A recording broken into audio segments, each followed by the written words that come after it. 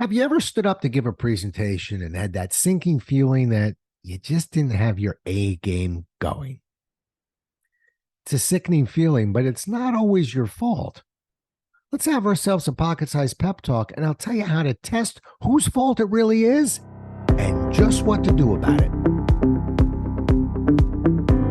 A Pocket Size Pep Talk, the podcast that can help energize your business and your life with a quick, inspiring message.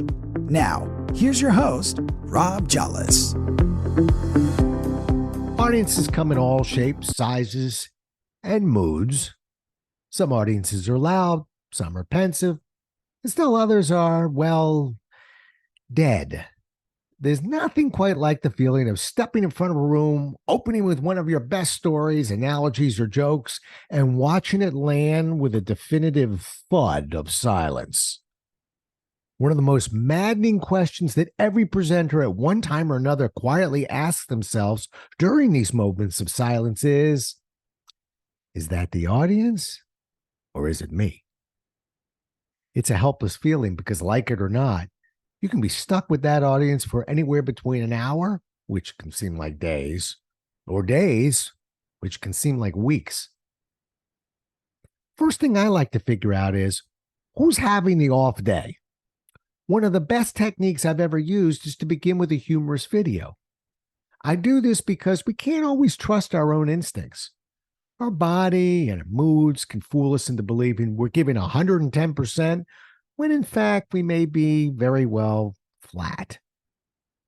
But the interesting fact about videos, or properly prepared visual aids, is that their performance never changes.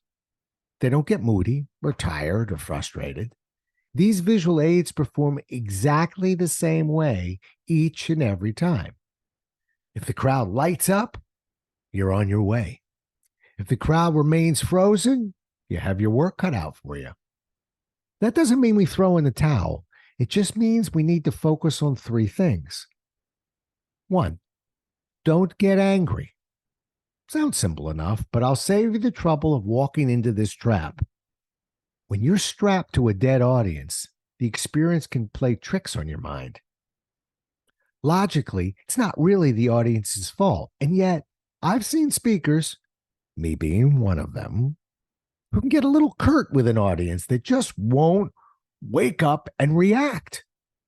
Your job is not to magically change the personalities of those who have come to see you speak. Your job is to win over their hearts and minds through your words and actions. It's not personal. It's just who they are. Keep smiling, keep rolling. 2, don't change much. The knee-jerk reaction when battling a non-responsive audience is to pump up the energy and force them into reacting. That move might look good on paper, but the truth is it can push an audience even further into their shell. If anything, you might have to dial back your energy just a bit, but you can try and add some creative questioning to pull the audience into your presentation. And if you do, no matter what the response, your job is to make it brilliant.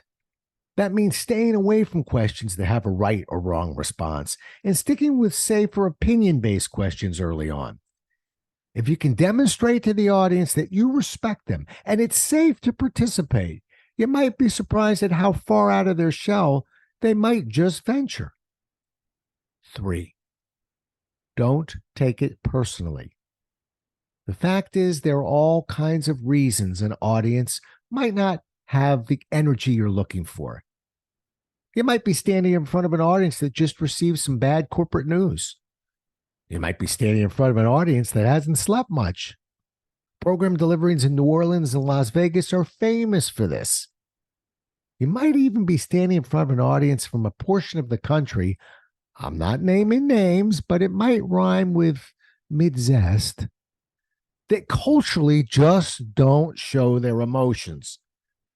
It's almost never about you, and if you can remember that and just do your thing, you'll be surprised at how favorable the feedback will be.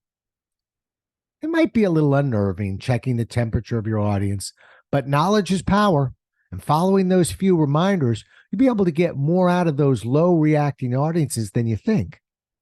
In the end, it's all about respect and doing the best you can with the hand you've been dealt.